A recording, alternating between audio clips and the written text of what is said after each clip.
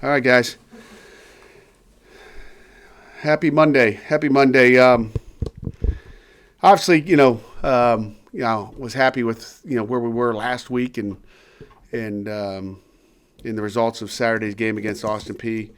Again, like I told the kids last night, I always kind of give you the same message. It's not who we beat; it's how we beat them.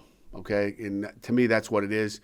Obviously, Syracuse had a top 25 team that they played, and we didn't have a top 25 team. So I think to their advantage, they've been in a war already. They were in a war for 3 quarters, and so they're probably better prepared for Saturday than we are at noon. But I was happy with the way our kids responded. I was happy to get a lot of guys in the game. I was happy really with that first half, both offensively and defensively, as far as how our kids reacted, approached the game. I talked about almost 70 players playing in the game. I think we had 8 receivers catch their first ball in a Pitt uniform, 8 new ones, which is kind of like wow. Like Kenny spread the ball around and got it to where it needed to be, and I think we were good there. So and then you move on to Syracuse. Dino Babers, got a lot of respect for him as a football coach, as a person, and as a friend. He's a guy that I'll hang out with, when we get opportunities. Like I said, really, really like him and his wife. So you always hate to, go against someone you really, really like. And, they got, 2 new coordinators on offense and defense, so you're kind of not sure what you're going to get. I think offensively, their offense, is very similar to what they've got. And I think, Coach Babers is always going to get somebody that's, in his backyard, and he's got a guy that, formerly worked with him. So, we see similar, stuff. Obviously, we prepare for 4 years worth of stuff and go back and look at 4 years worth of what Coach Babers and that offense has done against us. And then defensively, they're a little bit different. Little 3-4, little 4 down. Their strength is in their secondary. With Andre Cisco being the leader back there, had a nice pick against North Carolina. And then, offensively, Tommy DeVito runs the show, and Taj Harris is a playmaker. They had really 2 of them last year that were really good, and they got another young kid from Orlando, number 14, that's playing really well, and they've targeted him a few times as well. So obviously we got to be all over Taj. He's the one that caught a deep ball on us last year coming out. We didn't play it very well, and we'll have to play a lot better than we did a year ago. Questions? Pat, last year you guys kind of got after Syracuse's quarterbacks, with 9 sacks. The score and everything like that aside, what do you kind of remember just about watching that pass rush at that point of the season last year? Not much, John. I hope you're feeling better too, by the way. I hope you're isolated at home. I heard I don't know if it's, obviously not good news, but I hope you're feeling better. But, what do I remember? Our kids played relentless up there. We had a good rush. And, what else is there? We had a lot of good rushes last year. So I'm moving on to next year. I don't care. What happened last year doesn't matter. What happened 4 years ago when it was 76 to whatever, 66, I ain't worried about that game either. The pressure we had last year doesn't matter. It's what are you going to do this year? And they'll be prepared for some of the things we did a year ago. So we have to have a different game plan, do some things a little bit different, and try to figure this whole thing out. Pat, obviously you had a huge physical advantage on Saturday. How did your guys on offense and defense grade out as far as fundamentally and schematically? Well, obviously pretty good when you take the first 6 series and score touchdowns. Again, when you watch the tape, Jerry, I mean, you grade it based on on the opponent, based on what you see, and I walked in there last night, team meeting, and just said, hey, nice win. Defense, can you get any better? Oh yeah. Offense, can you get any better? Special teams, we watch as a team, so they know they can get a lot better. So was it perfect? No way. Okay. But can they get better? There's no question about it. And again, just happy where we are coming out. I mean, just I think 5 penalties maybe on the day. Nothing major. Had one. Kind of a defensively had one, I believe, and it was kind of a tick-tacky one, and on an interception. But they were. Our guys were disciplined. They did the right thing, and they graded out pretty good, obviously. especially that first group. I thought Kirk. I think going back, I didn't mention this. I don't think in the post game was, Chris Tadulu really punted the ball really well. Kirk had a nice day. We were happy with where he was as far as kicking the football. And along the line of Jerry's questions, just specifically with Woods and Williams, how you thought those two played in place of Damari? They both did some nice things. I mean, AJ got beat on the one time, just got spun around, didn't play very well. But, his first time playing corner in a game. So I think he'll just continue to get better. I thought Marquez did a nice job in there. He's physical, makes some nice tackles. Leverage-wise, he's got to be careful. He took a couple shots, made some nice tackles on some quick screens there. But he's got to be, a little bit better as far as where he goes on that, the approach to the tackle. But I thought both of them played solid out there. So, they're going to keep getting better week in and week out. And, again, as I tell you guys, you probably get sick of hearing it, week 1 to week 2, we're going to make some improvements. Pat, Kenny really spread the ball around, and, Mac didn't play, Wayne didn't play, Tipton didn't play. How do you see that kind of evolving throughout the season once those guys get back into the lineup? Well, we'll find out when they, when they get back in the lineup. We'll adjust, when that happens. But, just happy with what those young guys are doing. They got to do a better job blocking and run game so we can have some explosives, in the run game. But those guys did a great job out there, and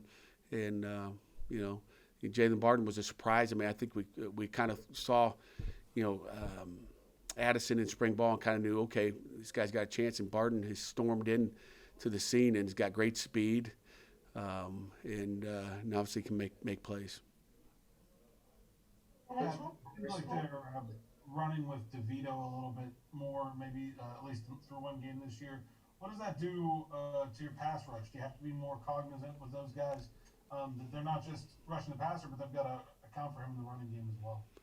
Yeah, I mean, there's a little bit of the running game, and again, like everybody, and again, more and more scrambles. Are you driving and zooming? I mean, what are you doing? I'm outside of Panera in Bloomsburg on my way to cover Steelers Giants today. Okay. Stop just to talk to you though. Okay, good. Be careful out there, would you? What were we talking about? Focus on your driving skills with zooming. DeVito running the ball, and if that slows down your pass rush at all. It should not slow it down at all. I mean, we're going to read our keys up front, and something will tell us run, whether it's a quarterback counter that they ran against North Carolina, which they've run those in the past. Quarterback draw we expect to get because it's hurt us in the past a little bit through the years. Why not block it and let them run, which they have not done. I don't think we've seen it in 4 years, but, you always expect the unexpected. But it's not going to slow pass rush down at all. Coach, it was your first week dealing with COVID protocols during the game week. How happy were you, or were you happy at all with how your players and coaches and staff dealt with those kind of new COVID protocols? Yeah, I mean, we've been dealing with it. Game week is no different than last week. Last week was game week, so we tested yesterday and waiting for results, and we'll just continue to move forward. But I feel as safe as I could be. In this building and with the people that I'm surrounded myself with, staff and players. I trust our players when they walk down the hallway are doing the right things when us old people are walking through our facility. Do you expect any adjustments after last week? What kind of adjustments? Just, changes in the way things are handled, just to try to prevent any players being held out on Saturday again. Things you can control, obviously. Yeah, there's nothing I can control unless they come sleep in my house. But they're going to have to, again, things happen and you don't know how they happen. But like I said, this building is safe. I feel good when they're here. I can't babysit them every minute of the day, and we talk about it all the time about being safe, and just hope they're being safe out there, washing their hands, because that's the key. Wearing a mask, wash your hands. I think you're pretty good. Pat, on the punt return last week, Jordan Addison and Damar Hamlin were on the field at the same time wearing number 3. Was that just a mental error on someone's part? A little bit. We kind of covered it in special teams. Originally Damar was starting on our punt block team, and we took Damar. He wanted to be on that team. Damar's like, Coach, I want to be on that team, which you got to love when players want to be on there. So he was on our punt block team. And then we ended up taking him off because we knew we weren't taking number 3 off our punt return guy. So we took Damar off that, figuring we were set. And then, we went, a couple fourth down and shorts. We went to punt safe, and we take one of our safeties out. Well, we took number 12 out. We left 3 in there. So that's kind of what we ran into by accident. It'll never happen again. But that's some of those pregame, I should say first game things that maybe happened. And we had, probably, me and John Ford in operations went through all the numbers. We actually changed a couple guys' jerseys. I mean, you saw Brandon Hill came out in number 9 as opposed to 22. He was excited to get that change. But that was a special teams deal. But we forgot punt safe, which is one of the things that got us in trouble. And then we had Brandon Hill in number 9, and we thought that was good until DJ Turner went back to punt return, and all of a sudden number 9's out there too. So punt safe's what got us. We'll make sure we get our substitutions right this week, and I thank those officials for missing that. There were a couple of situations in the game where I think when Davis was out there, you went for it on a 4th and 3. At the end of the first half, you guys called timeout to try and get Alex out there for a late field goal, and the game was out of out of control at that point. But I guess just to get those kind of sets and get that kind of repetition and that comfort, I guess, in those situations, how important was that? Just to be able to leverage those opportunities. It was real important for every position. Obviously it took Kess out of there because I wanted, I sat there thought, the score here, what are we doing kicking Kess? If someone runs into him and he gets hurt, that's one thing. And so that's why I called a timeout. It sounded weird. I called a timeout and then, froze our whole deal. But, when you get into situations like that, you learn something as a coach. And like I said, excuse me, we learn every day from our players.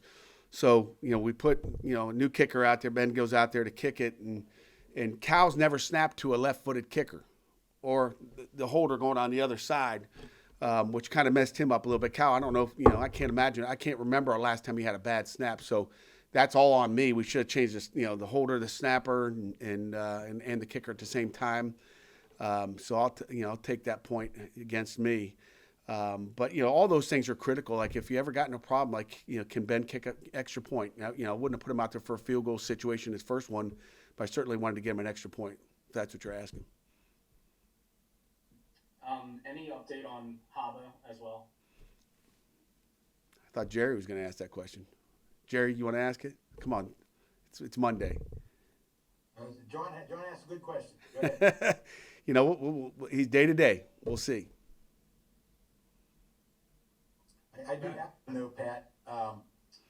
When does the quarantine clock start on those 7 guys that COVID-related absentees on Saturday? Is it a 14-day thing, and then when does it start? Starts when you test positive. So the day of the test. So if I tested, let's just say Coach Narduzzi test positive, and I tested on Sunday. So it would be for me it would be actually 10 days from the day I tested. So it's a 10-day quarantine then, so those guys won't be available on Saturday. Say it again? It's a 10-day quarantine. If they were tested positive on Friday, they won't be available Saturday. Is that right? Correct. But you're not going to say when they tested positive or whether they'll be available Saturday? Correct.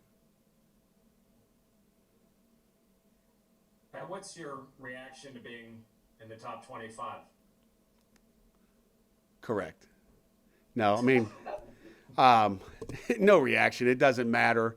It doesn't, again, it's where you are at the end of the season. I don't really care about it. I'm glad Jerry maybe voted for us. At least he pretended like he did. Congratulations, Jerry. Appreciate it. But it really doesn't matter. I mean, I don't want our kids to even look at it. I'd rather be disrespected like we've been and play with a grudge and a chip on our shoulder. We know what kind of football team we have in here. It doesn't matter what people think on the outside. It's what we do on the field. And with less conferences out there, does it really matter?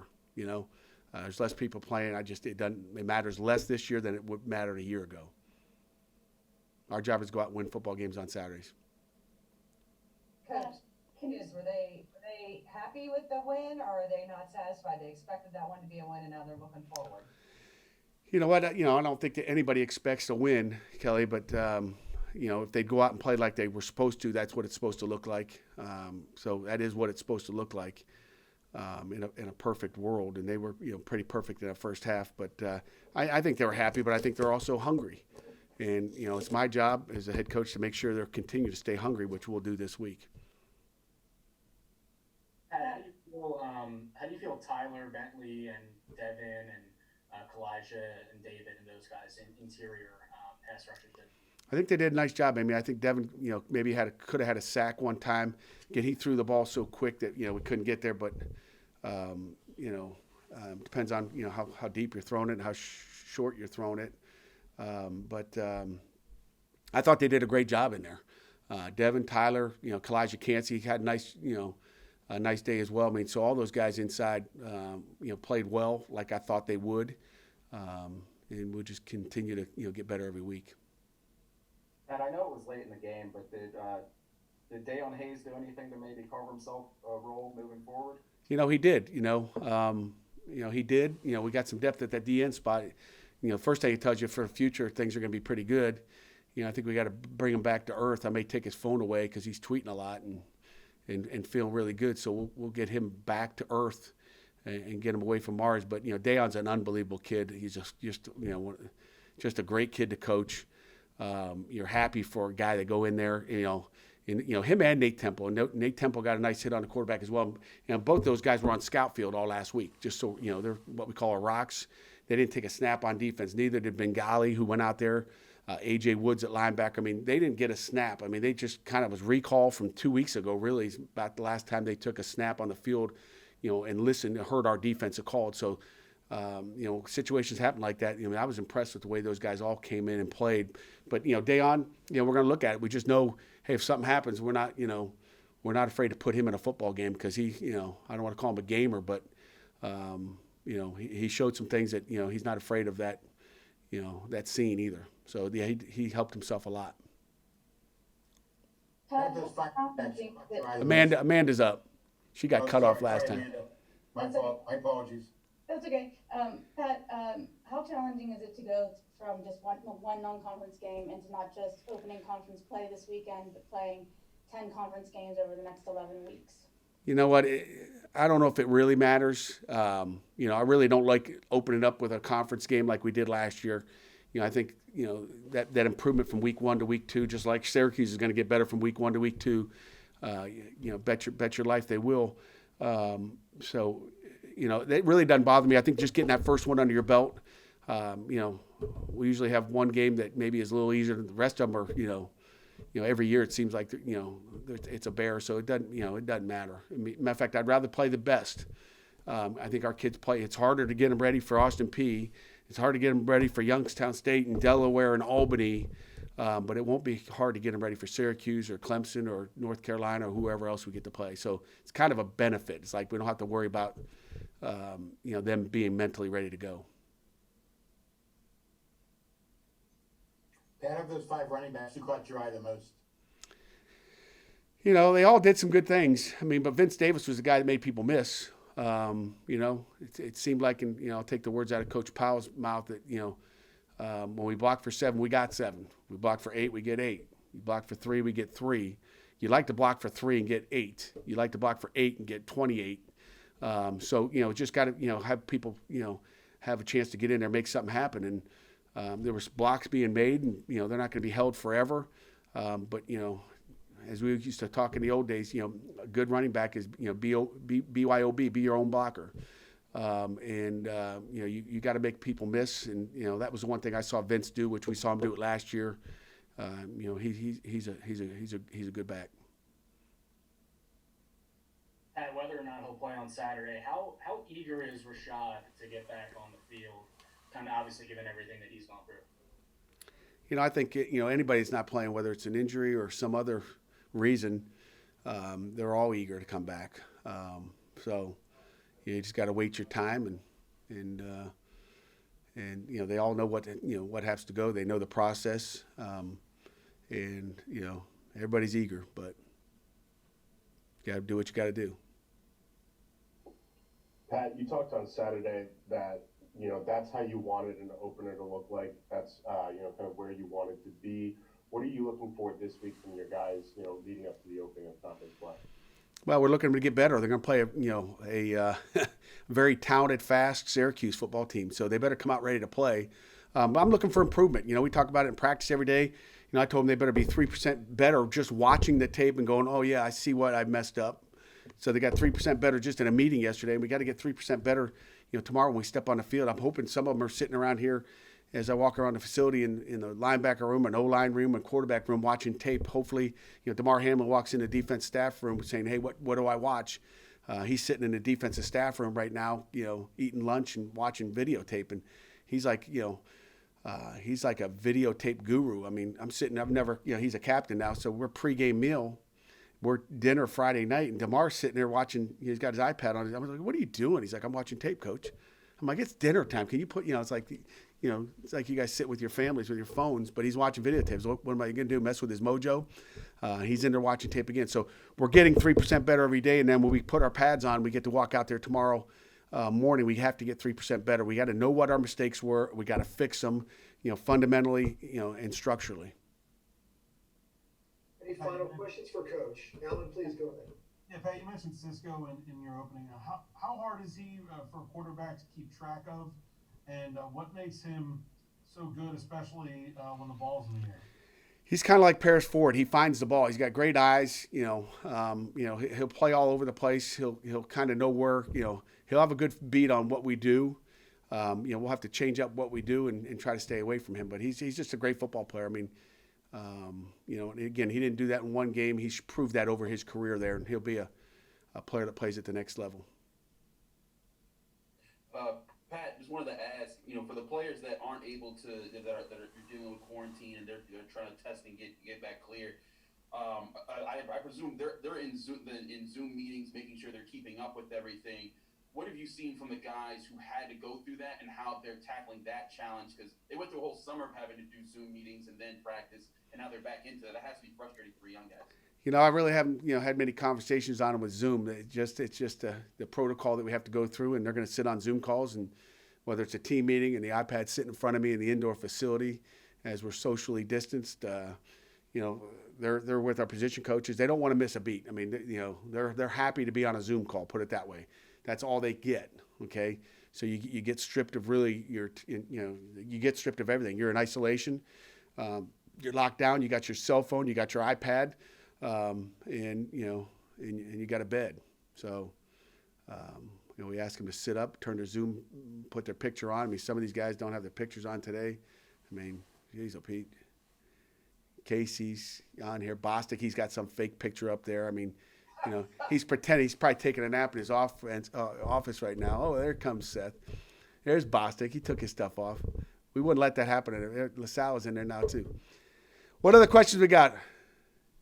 Anything final? Yeah, Coach, getting out into Heinz Field, first time, surreal. It seemed like when the game was on, everybody's focused on the field, but just the general atmosphere that'll be this way, it looks like for the season, coming out and playing with no fans in the stands. What was that experience like? Coming out of the tunnel was a little bit different. I was waiting for that tunnel, the lane where the band would be, and the cheerleaders and dance team would have it, kind of carve out there. Actually, I asked the guys, I said, you guys want to go towards the 50 or you want to go straight shot? And I think they wanted to take the shortcut to the sideline. But once the game got started, it was normal. We had some crowd noise, but we're focused on the game. I think our kids were good. One of the keys to victory, I said before the game, was to create our own energy. We are the energy, and I say that every week. It doesn't matter whether you're on the road or at home. We've got to always create our own energy, and I think there's some guys out there that'll be contagious. You watch Paris Ford; he's always so energetic. If the offense does something big, the defense does something big, and we want to get everybody like Paris is. He's just that energy that is contagious, and we want everybody to catch that. Pat, you guys didn't come out of the locker room until after the national anthem. Was that a team decision, your decision, and what went into that? Well, we talked about it as a leadership council, but there's no fans out there. I don't even think they're going to play a national anthem. I mean, there's nobody there. What are we going to go out there and, So, it was just kind of a team deal. It was like kind of common sense that there was nothing to do out there.